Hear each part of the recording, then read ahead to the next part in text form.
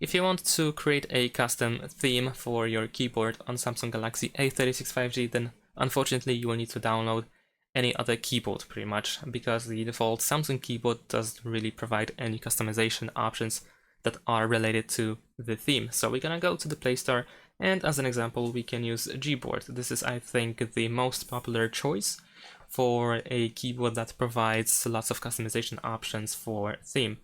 Maybe not lots, but it is definitely good enough, and definitely better in that case compared to the Samsung keyboard.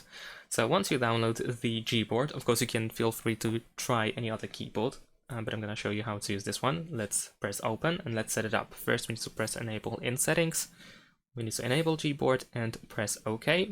After that, let's go back and choose select input method and switch to Gboard and press done. Immediately after that, we will open the Gboard settings. So we can go to theme over here.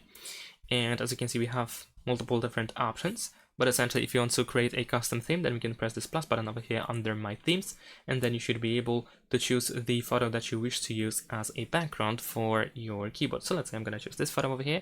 We can pinch to scale, we can change the position, and then we can press next. Over here we can adjust the brightness of the wallpaper that is used for our keyboard, and then once we are done, press done.